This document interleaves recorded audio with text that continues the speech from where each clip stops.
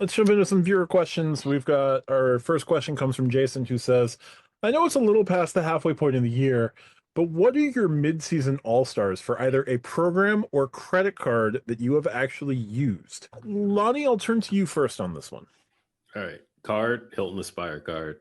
That thing came out the gate hot, heavy. I wasn't expecting it to be as good and as easy to use and as valuable as it is. I'll be, and for y'all that don't know, for those that don't know, i.e., have joined after December 2024 when I actually acquired said card. So I've only had it roughly 7 months now, and it just bleeds value. If you use it correctly, RJ, this is not even used as intended. If you just go ham on it, I don't understand why anyone cares about a $550 annual fee. That the 550 was squashed like by March for me, and I'm still not done yet. I just passed my first 30K on it, so I got my now second free night certificate already. Because as Matt knows and RJ knows, I've talked about how I spend the first part of my year. I know I have all my expenses come like by the end of April. And so, yeah, I already hit my first 30K on this card. That's not even to mention all the credits that I've gotten that come with the card, all the Amex coupon offers from your Amex account. Add this to said card, and you get miles, or not miles, you get hotel points, or you'll get dollars back. Bruh. As I said, my Hilton Aspire card was a 2025 card for all the Hilton stays. I didn't even talk about that yet. Jeez. All my Hilton stays in which I'm having in 2025. I got more coming in the back half of 2025. And then I said, I'll see what I'll do when I hit my year, if I want to keep it or not. This is really like not even trying to like sell me on never gonna cancel club. Like straight up, it's like guaranteed membership. It was like free t-shirt, sign on the line, no ifs, ands, or buts about it. It says free t-shirt. Wasn't free t-shirt with stipulations. This card is literally free t-shirt and take one home to your wife.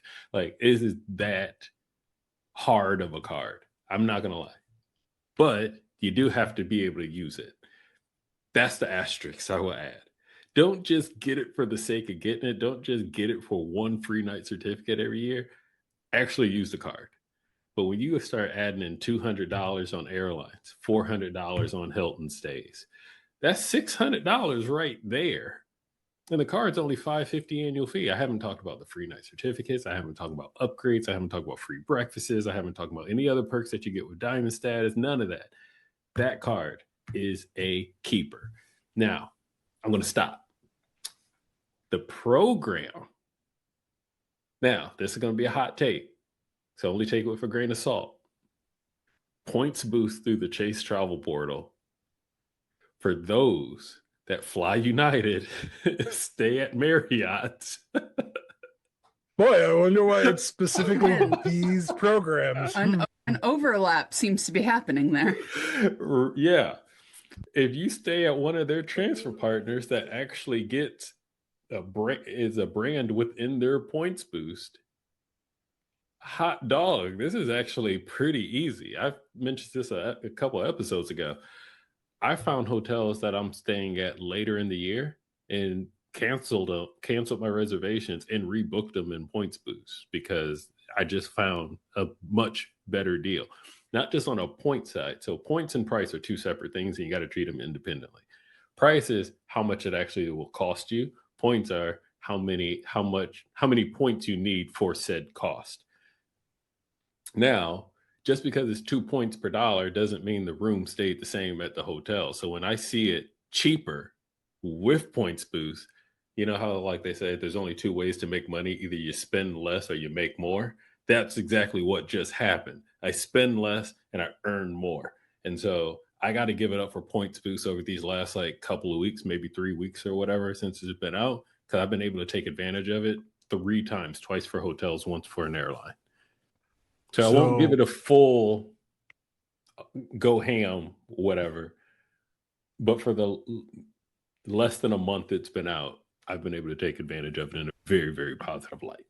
Is this shifting your opinion on the CSR changes? Not enough. Not enough yet. And my opinion will be ambivalent and stagnant until at least October 27th when they kick in. But my annual fee doesn't roll over until January now because I was in that the graduating class. I got all pushed into January altogether. So that'll give me at least 3-ish months to play around with it to see if, can I burn all these within 3 months? Can I use my edit credits and whatever credit sells? DoorDash is pretty simple because I use it now, of course. We shall see. On the surface, though, there is enough value that I can take advantage of organically that I can justify keeping it. $300 travel credit, the edit credit, $500 there, $250 plus $250. That'll take me to $800 by itself. We're not talking about Lyft, DoorDash credits, Apple TV, which I actually use. I don't use Apple Music, but I do use Apple TV. That's $120. There's another one that's $120. I'm blanking on it at the moment. So if you want to count the value I can actually get organically, yes. But at the same time, I want to actually use the card as a travel card, not as a lifestyle card, because I'm a traveler. Not saying I'm not a lifestyle person. You know what I mean. Shut up. Everybody leave me alone. But anyway. We will not. For me, the CSR has always been about the redemption side. And the fact that the 1.5 is going away, at least for me in 2027, it will be going away. It still gives me enough time to continue playing with points boost, which obviously, as I just mentioned, I've already started playing around with. But I want to see if it still enhances my travel experiences, not just lifestyle experiences. I can get lifestyle experiences a plethora of ways. It's like Marriott and Hilton Gold status, in my opinion. But I want to see what it does from a travel standpoint, how it disrupts my travel experience that I already have, how I book, how I actually travel, and then also what Amex Platinum is going to do. If they come out super duper hard and do flat rate 1.5 and raise their FHR credit to $500, all the rumors that speculative rumors that are out there, we'll see. We shall see. No, I don't have an answer on is it my needle teetering one way or the other for you, RJ. I am taking it with a grain of salt until I have more practice or time with it. Long answer. Hilton Aspire for the win. Good answer. No, good answer though. For our baseball fans, the points boost feature that Lonnie is highlighting is like Jacob Mizorowski. Just showed up one day and suddenly an all-star. RJ, do you happen to have any all-star midseason picks for this year? IHG Ambassador. That has worked out quite nicely. I just booked an Intercontinental in DC for a little break in Labor Day, over Labor Day, that I am very excited to participate in. And card the Surpass. Like, the Surpass is such a great card. It is such an easy card.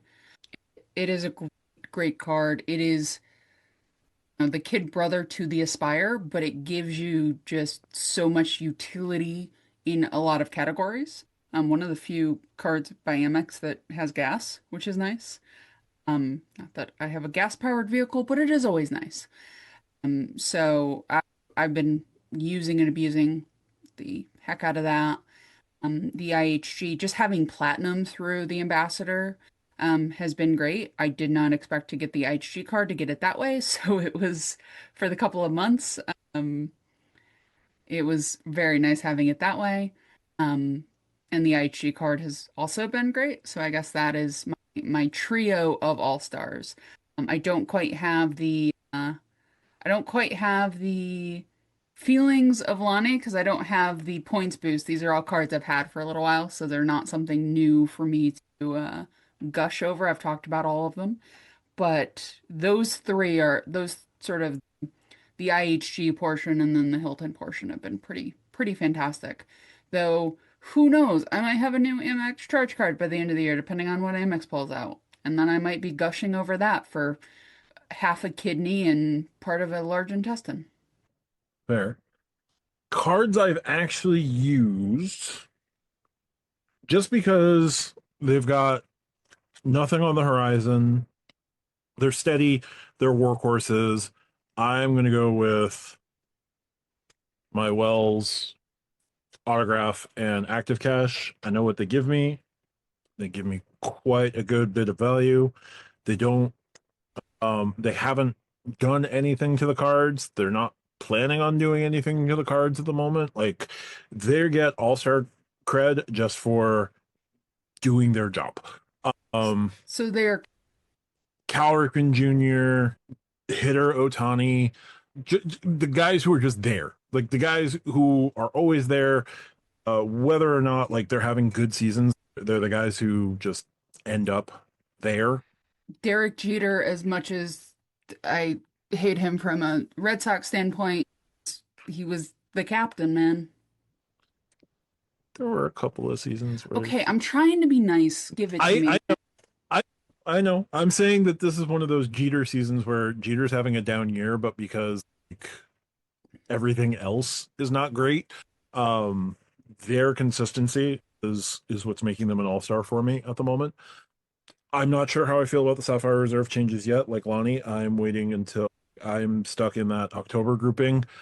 I haven't had the opportunity to pull out Points Boost myself, so I can't attest to its brilliance at the moment.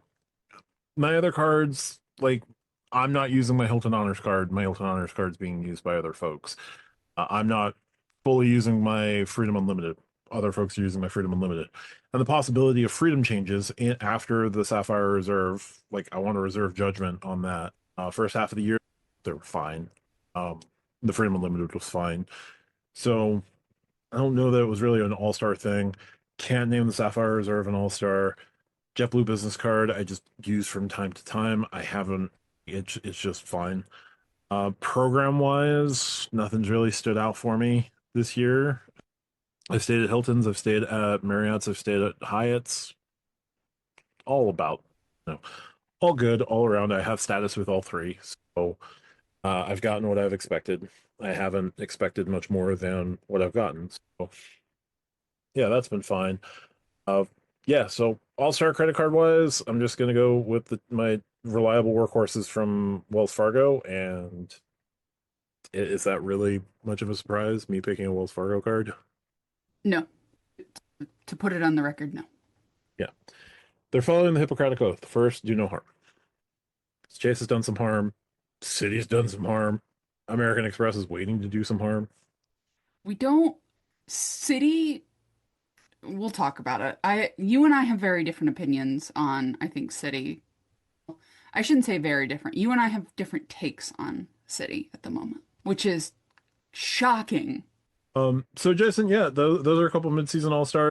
I'm taking the lame and boring approach, but hey, you got a Jacob Mizorowski in the room, so those are always good. Or if you're looking at 2024 All-Star Game, Paul Skeens. Everybody loves the Paul Skeens. I don't watch enough baseball to know who you're talking about, but we're going to let it slide into first on this one. Most dangerous thing you can do. Appreciate that, Lonnie.